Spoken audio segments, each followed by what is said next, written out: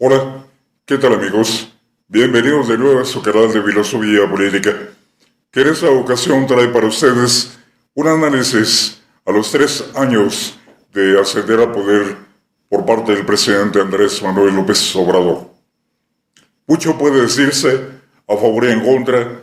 pero lejos de tomar elementos inmediatos, pretendemos hacer un análisis de fondo, ya que esto corresponde precisamente a la filosofía, y en particular a la filosofía política, que es nuestro caso. Mucho puede decirse que la importancia y el impacto que ha causado a nivel mundial el presidente Andrés Manuel López Obrador se debe tan solo a su personalidad. Tanto propios y extraños pueden aludir a una trayectoria de moralidad, una trayectoria intachable de buen comportamiento político, que es lo que le da autoridad,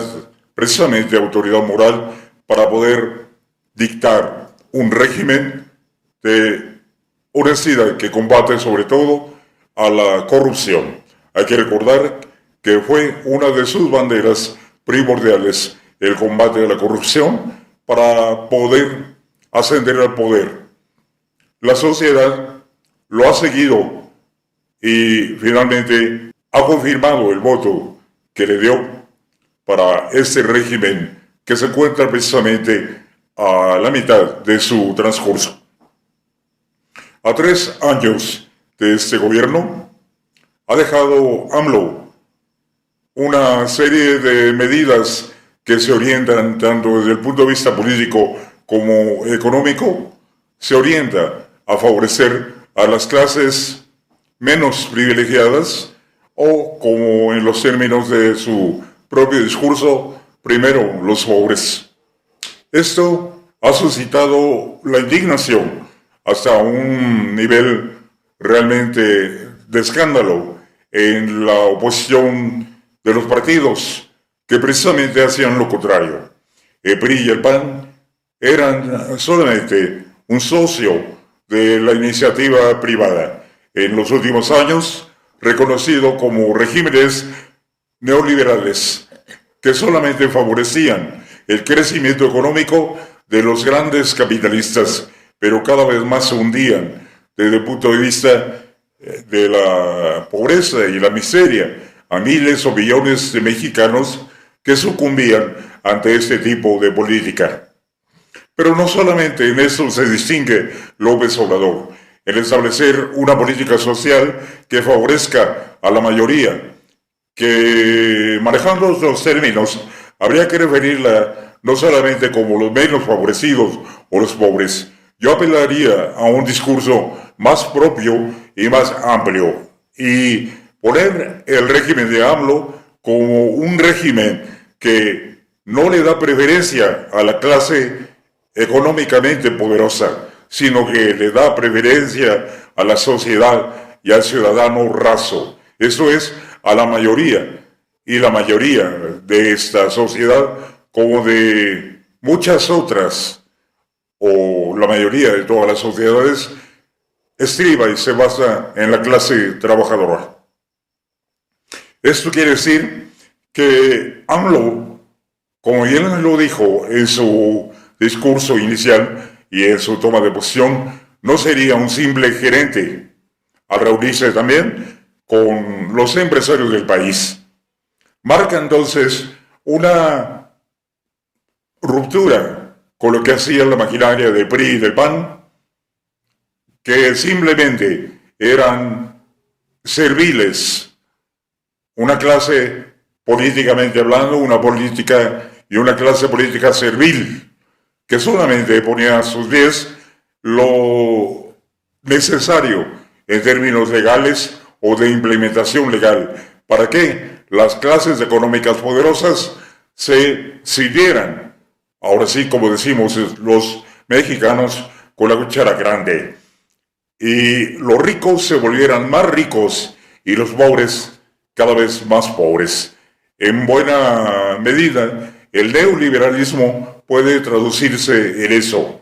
adelgazar el Estado, reducirse a su mínima expresión para que los privados, el poder económico y la clase empresarial, en fin, la clase hegemónica, que también se convierte en un poder fáctico, pudiera tomar todos esos espacios para su beneficio económico de clase. Todos esos espacios que en el neoliberalismo deja vacíos el Estado son tomados precisamente por la clase económica más poderosa para poder, en un discurso hasta cierto punto falso, para poder dar servicio, pero ya no en términos públicos, sino en términos de mercancía, en términos de mercado, un servicio que secuestra a la sociedad, lo que termina hundiendo cada vez más a la sociedad de un país. Así pues, desde el punto de vista económico, AMLO representa una ruptura a esta tendencia neoliberal que venía siendo cada vez más despótica, tiránica y salvaje, en donde los millonarios estaban ganando sumas descomunales por medio de la evasión de impuestos, extorsionando también al Estado mismo. Y en esta mutua organización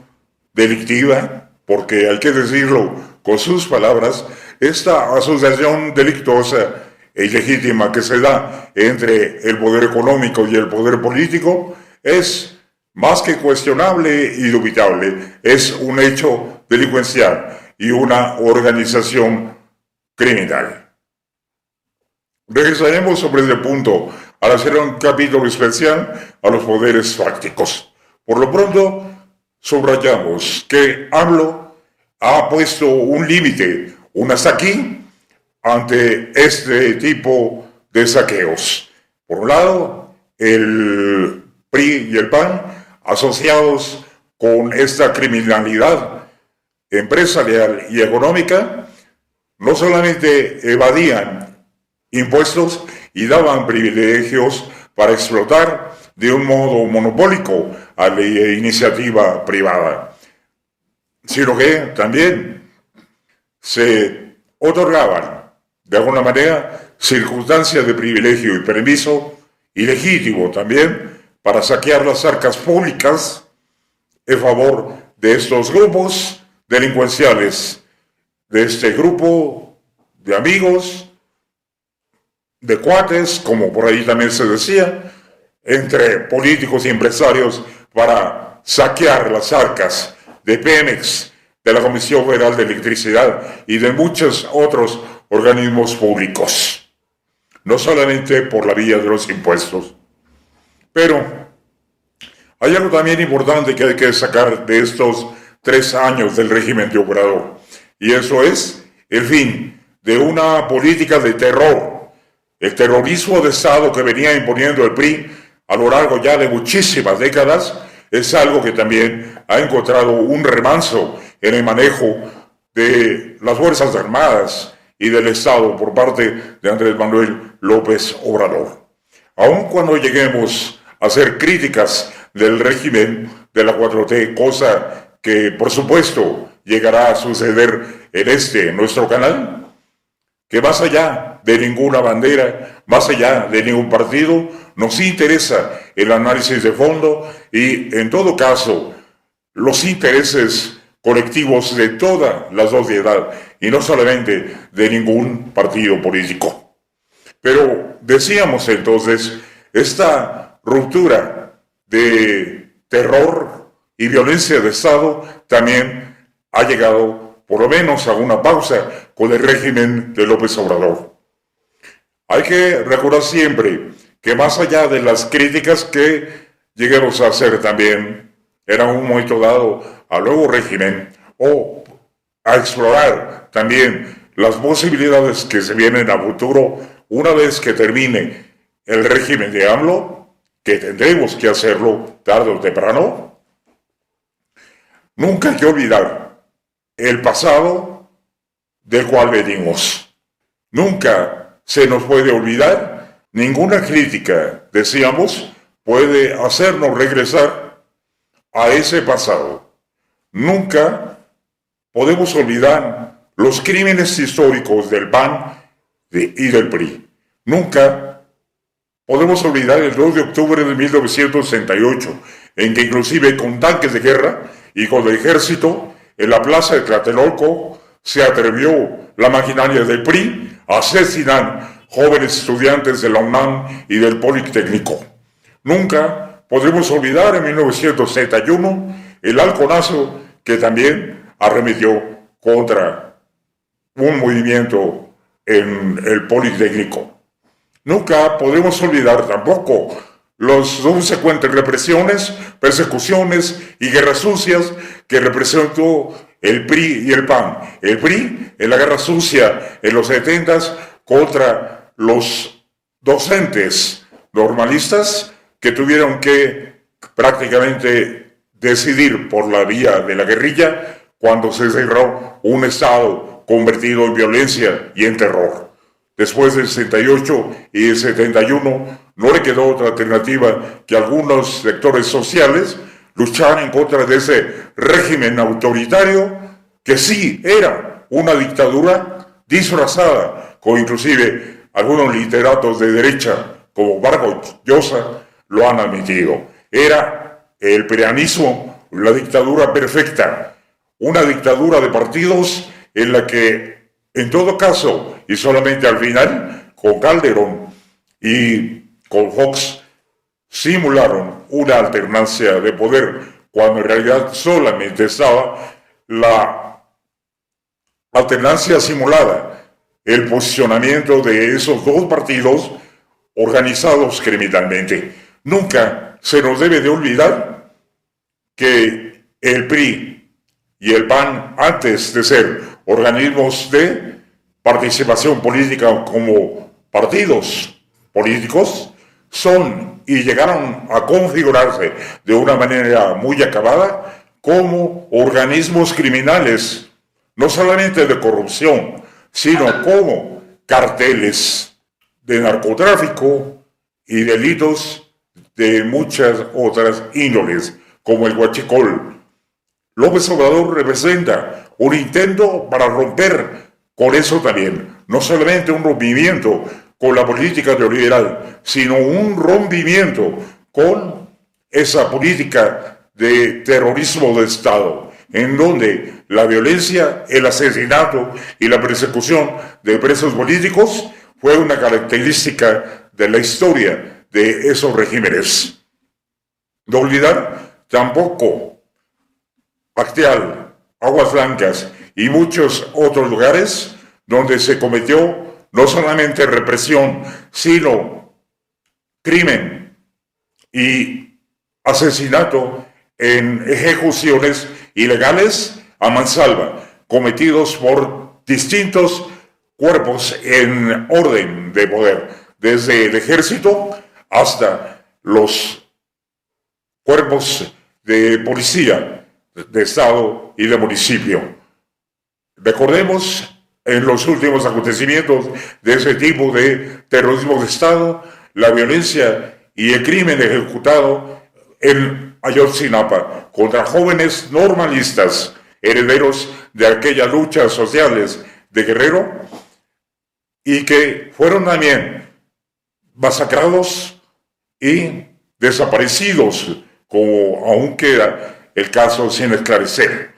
Luego entonces, nunca debemos olvidar contra qué ha luchado y contra qué de alguna manera sigue luchando el régimen de López Obrador.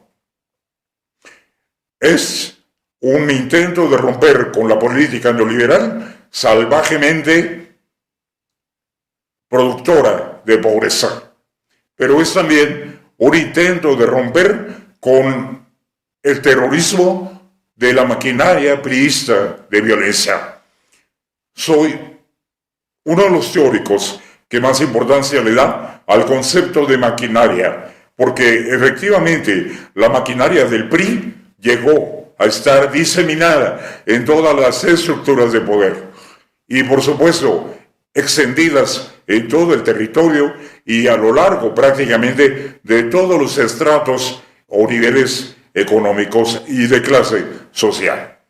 Así pues, esa maquinaria no solamente estuvo constituida por el partido del PRI y el PAN y los funcionarios o los presidentes de la República que llegaron a estar en la primera fila de esa maquinaria, de esa organización delincuencial y de terrorismo de Estado. También recordemos que muchos empresarios, desde los X González de la generación anterior hasta los X González de la generación de ahora, pasando a algunos empresarios que aunque no tengan el mismo mal prestigio que deberían tener, han y fueron favorecidos, como los Salinas Pliego o los Carlos Slim, que en algún momento recibieron empresas del Estado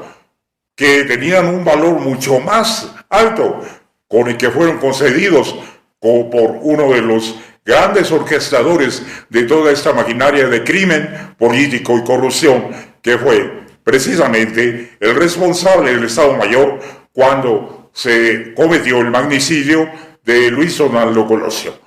Nos referimos a Carlos Salinas de Gortari, por supuesto, pero no solamente en figura como la de él. Recordemos que desde los grandes asesinos de la historia, como Díaz Ordaz, como Echeverría, responsable del 68, pasando por esos grandes delincuentes como Portillo, que junto con Echeverría hicieron pedazos la moneda mexicana con crímenes económicos. No olvidar tampoco personajes como de la Madrid,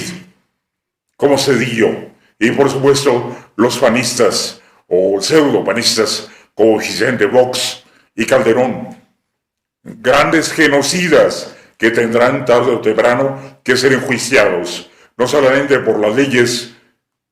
de la jurisdicción penal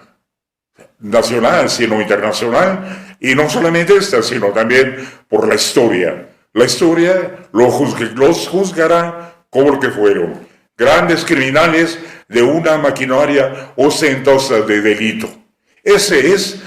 el otro lado del escenario político al cual se enfrenta y se ha enfrentado ya desde hace décadas AMLO, el presidente Andrés Manuel López Obrador. No porque estén fuera del poder significa que esa maquinaria está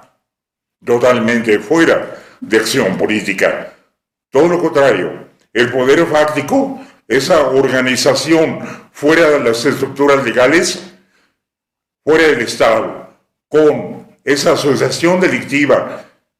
con los empresarios corruptos del país, es precisamente lo que sigue siendo una determinada mafia que, aunque ahorita no se encuentre en el poder, siguen siendo un poder fáctico. Como lo explicaremos de una manera más detenida, el poder fáctico se instala más allá de la legalidad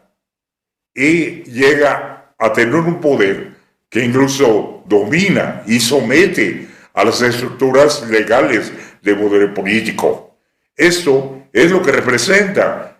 y es a lo que aludía antes López Obrador como mafia en el poder. Pero,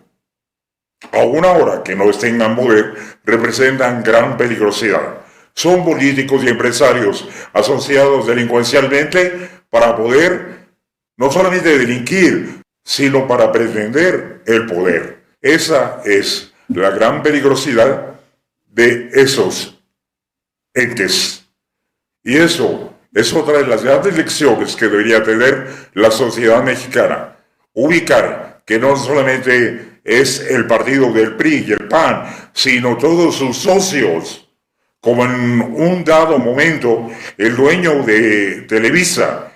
Emilio Azcárraga, padre, se autodenominó como soldado del PRI. No solamente es un chayote, como veremos en un análisis de medio, no solamente es un dinero extra que se le pueda dar a un periodismo, sino que es el medio mismo de comunicación el que como tal se asume perteneciente a esta maquinaria de crimen y corrupción que constituye el PRI y el PAN. Frente a eso es lo que AMLO ha estado en continua lucha y en continua confrontación. AMLO trata de poner una pausa a esto para tratar de instalar una nueva forma de ser política en donde se disocie, en donde ya no estén tan estrechamente vinculados el poder político y el poder económico. Pero lo veremos más detalladamente en un capítulo posterior. Aquí hemos querido dejar asentado contra qué lucha el poder de López Obrador. Muchísimas gracias por su suscripción, por compartirnos con sus amigos y contactos, por su like, por supuesto, para esta sesión de día de ahora. Y como siempre, muchísimas gracias.